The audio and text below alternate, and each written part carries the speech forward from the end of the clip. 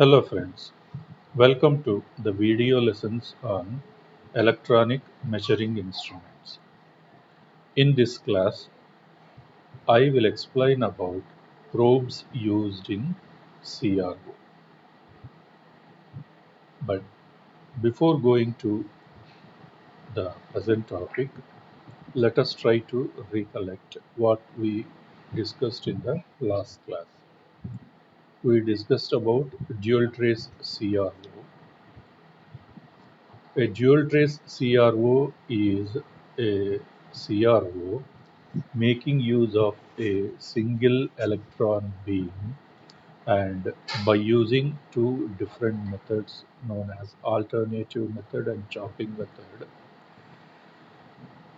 two different inputs are applied to two different channels and those inputs are amplified through two different vertical amplifiers, and a channel selector switch is controlled by an external pulse which connects either channel 1 or channel 2 depending upon the sweep signal timing.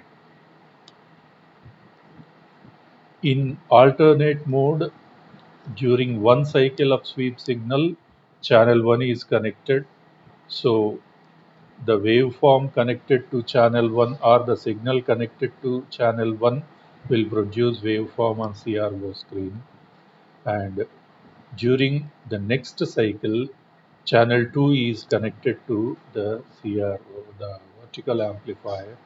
So the waveform corresponding to channel 2 appears on the CRO screen, and due to persistence of the phosphor material used, both the images or displays of the two input signals will appear on the screen without any uh, decay of the display image. And in chopping mode, the channel select switch is continuously varied at a very high frequency between channel A and B, and within one single cycle of sweep signal, channel A and channel B are repeatedly selected and the corresponding waveforms appear on screen as dotted line, as dotted waveforms.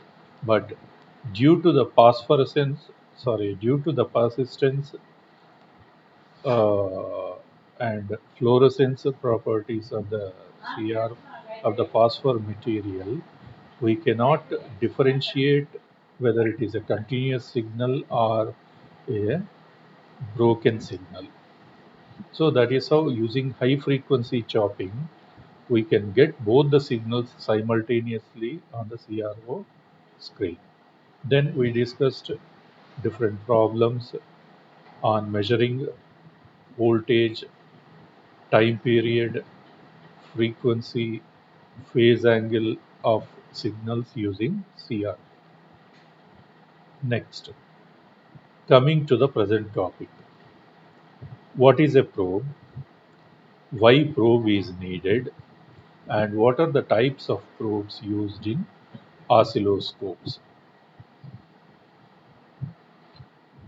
Basically, probe is a conductor used to establish connection between the circuit under test and the measuring instrument.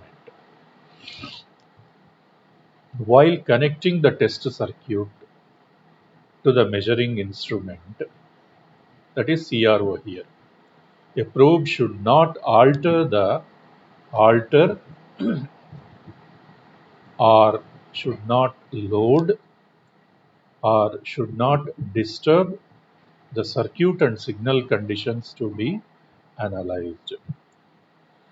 So for this purpose, a special purpose probe is needed for CRO. What is the characteristics of the special probe?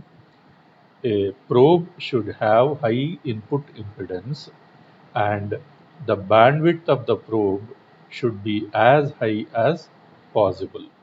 That means it has to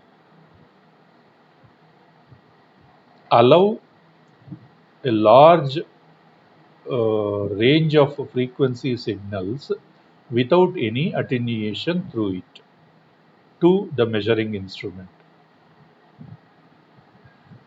Probe used in a CRO should have high input impedance, and it should have high bandwidth, as high as 10 times the bandwidth of CRO.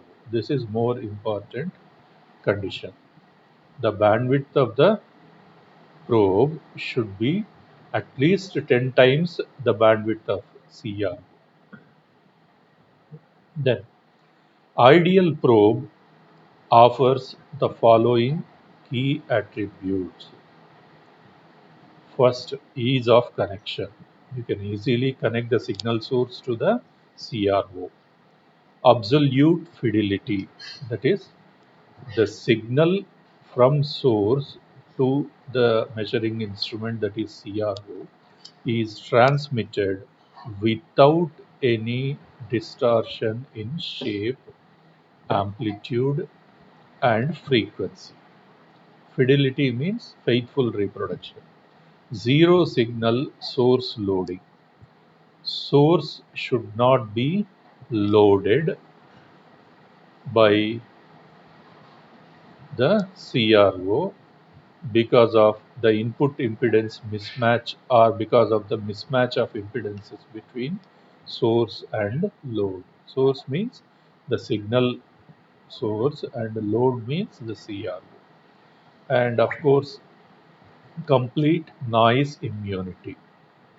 The CRO probe should be insensitive to noise, and it should not allow any noise through it. Only the signal which is to be analyzed is allowed through the probe. That is how probes are designed. Oscilloscope probes form tuned circuits. These tuned circuits are designed in such a way that whatever is the stray capacitance effect at the input of the probe, input side, that is the head side of the probe, is compensated at the termination side of the probe. So tuned circuits are used in the termination circuit for compensating the stray capacitance effects. Next, oscilloscope probes bring the signal of interest to the instrument. Only the signal of interest, not the noise signal, is brought to the instrument. Basically, a probe consists of three parts. One is probe head,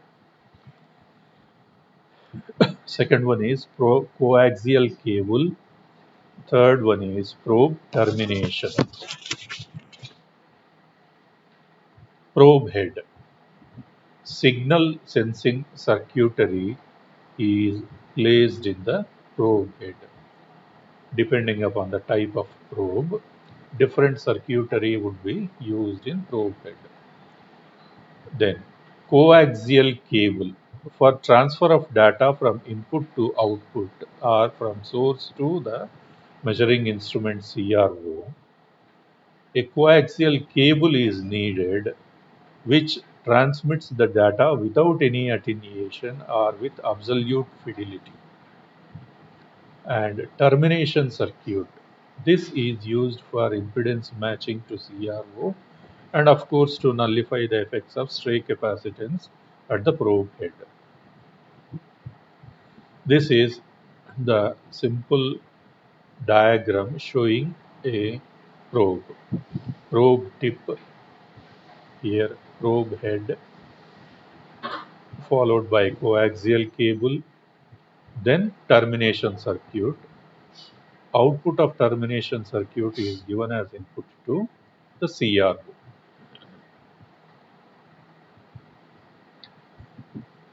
There are various types of probes that are available in market. One is passive voltage probe. Second one is active voltage probe. Third one is high voltage probe. And fourth one is current probe.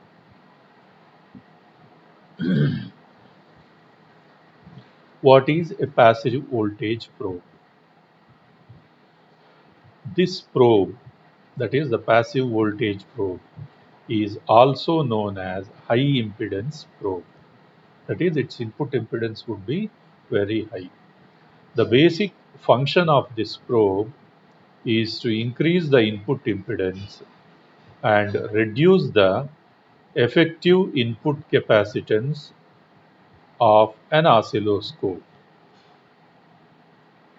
This probe head uses a resistor and a capacitor combination. The resistor R1 is shunted by an adjustable capacitor C1. The capacitor is called as compensating capacitor.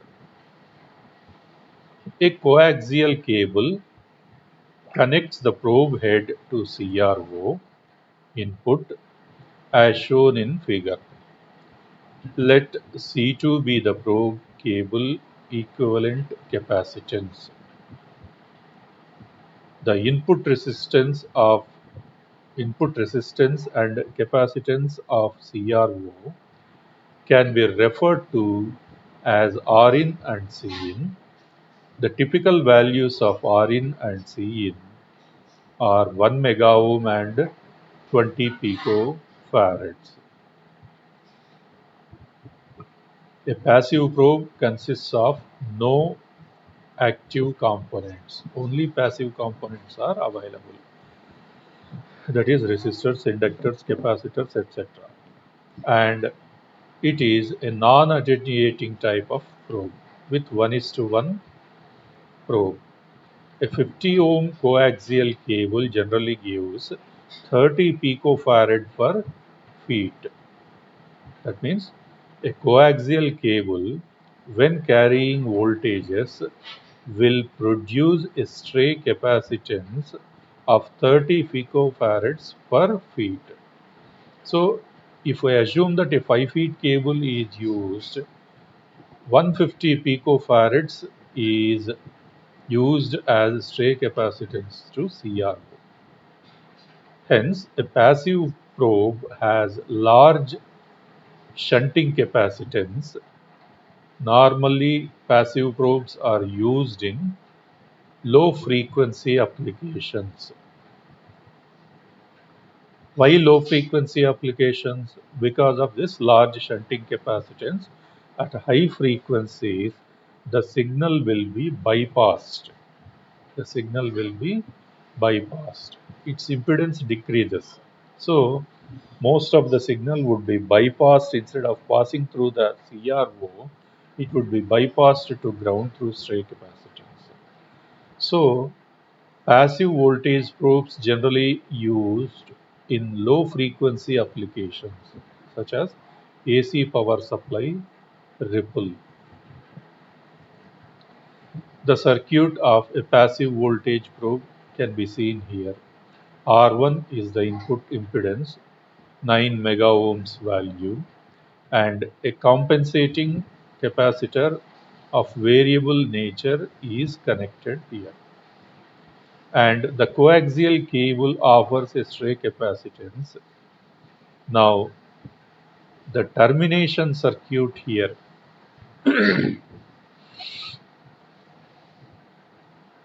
with 1 mega ohm resistance and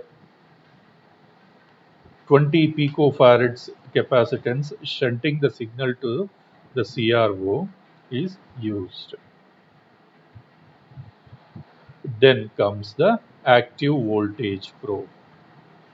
Second one. First one is this one. Because of this high value of shunting capacitance, it can be used in low frequency applications. Then what about active voltage probe? Active voltage probes are used for connecting fast rising and high frequency signals. These probes are very useful for small signal measurements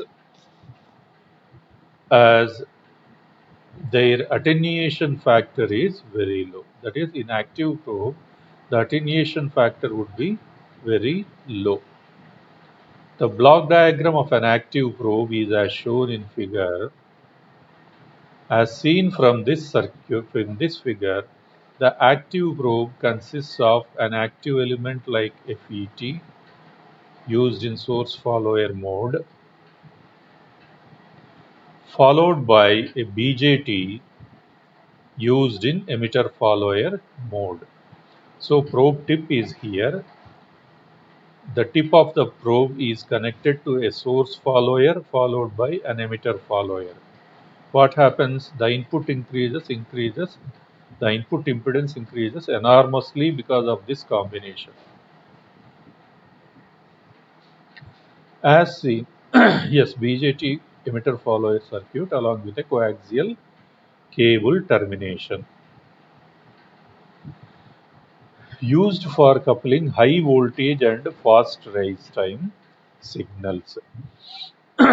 What is that? Active probe. And it has high input impedance because of this arrangement and less attenuation.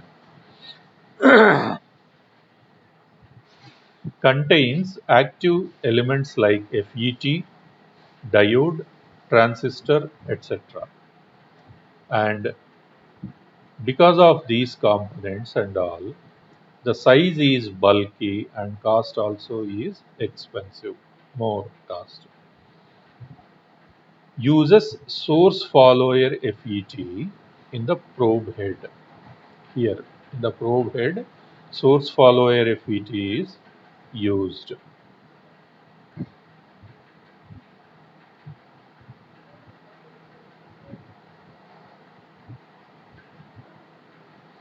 Probe termination is by active devices with 50 ohms impedance.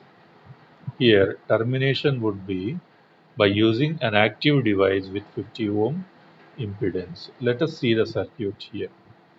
This is the actual circuit of an active probe. Input voltage is applied here. Then, depending upon the amplitude of input voltage, by adjusting this part, we can select the input to FET in source follower mode. That is, whatever is the potential, the same appears here. But the input impedance is very high. And similarly, the BJT also is used in emitter follower mode. Whatever is the voltage here, the same would be available here. But the input impedance would be very high. So with very high input impedance, the probe head connects the signal to the coaxial cable. Then through the coaxial cable, the signal gets transmitted, and after termination circuit, it would be given to the CRO. Instead of connecting cable directly to CRO from FET stage, one more stage of BJT emitter follower is introduced as shown in figure 7.51. This one. This emitter follower drives the cable and helps further in solving the improper impedance matching. Improper impedance matching is taken care of by the source follower emitter follower combination. For impedance matching, input impedance should be very high and output impedance should be very low. Then only loading effect can be nullified. So that is taken care by the combination of source follower and emitter follower. These probes are more expensive and bulky than passive probes, but they are useful for small signal measurements. This is key factor. The active probes can be used for measurement of small signals also because of their very low attenuation characteristic. The attenuation of active probe is very low. So very small signals also can be transmitted through active probes without much attenuation, and they can be visualized on CRO. Active probes have limited use because the FET probe effectively becomes an attenuator probe. So the oscilloscopes are typically used with 10:1 attenuator. Here, attenuation also would be introduced in the circuit with 10:1. Next, another type of probe is high voltage probe. High voltage probe is used to connect kilovolts signals to conventional CRO. Probe head has high impact thermoplastic material. Why? Because of the high input voltage of the order of kilovolts, there is a possibility that heat gets generated in the probe head. So that heat has to be sustained by the material covering the probe head. So generally probe head has high impact thermoplastic material,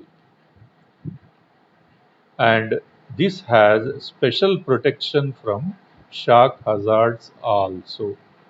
Sudden variations in voltage also can be taken care of by using this thermoplastic material, high impact thermoplastic material. The diagram of a high voltage probe can be seen here.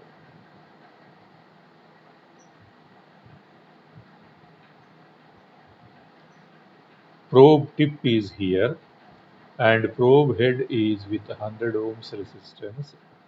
Because of the high voltage, you can expect stray capacitances, and a coaxial cable is used, and because of the stray capacitances there will be some loss of signal, and thus that loss of signal is compensated for by using this compensation network, having a number of resistors and capacitors, variable resistors and variable capacitors connected in series parallel combinations.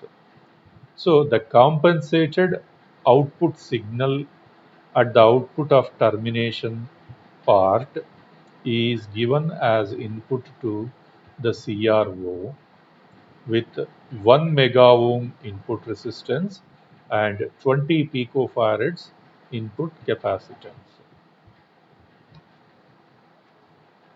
So that is about high voltage probe. Then the last one is current probe. Current probe is making use of inductive coupling. It makes use of inductive coupling. That is, it will not be connected directly to the source of signal. Instead, it will be surrounded by, it will be surrounding the cable that is allowing the signal which is to be analyzed. Of the various types, most widely used current probe is this type, split core type of current probe. And here, as you can see, by pressing this knob here, this clip can be opened and wire which is carrying the signal is placed inside this ring, just like this. This is movable probe head. The wire which is carrying the signal or current or voltage carrying conductor is placed inside through this path. After that, it can be closed.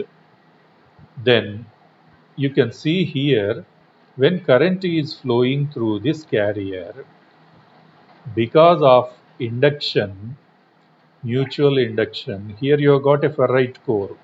So, because of induction, some voltage will be generated in this conductor, in this coil, and that voltage is used as input to the coaxial cable. And this coaxial cable offers 62.5 ohms of resistance. And after coaxial cable, the signal reaches the termination circuit. The termination circuit, as you can see, is consisting of potential divider followed by an inductor resistor capacitor combination. So this is used to compensate for the losses associated with the stray capacitances in the coaxial cable. Then that is given as input to the CRO. And how to connect a CRO, a probe to a CRO. We have already seen a CRO consists of BNC socket or female connector.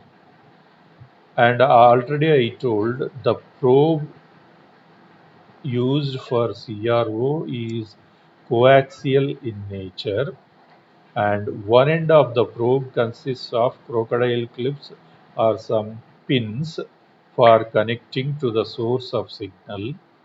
The other end of the CRO probe is connected with BNC plug or male type of BNC connector. When this BNC plug is inserted into BNC socket, the signal from the source here is allowed to reach the CRO. And of course, different types of probes. This is probe with one end here, a clip and a pin, other end with the BNC male connector, and this portion, that is the part or the head of the connector which is connected to signal source, can be changed with either this or these three combinations. Similarly, BNC male connector can be replaced with this connector. This also is another type of BNC male connector. So this is about different types of probes and how a probe is used to connect the source to the measuring instrument. So let us stop here. We will discuss the next topic in tomorrow's class. Thank you.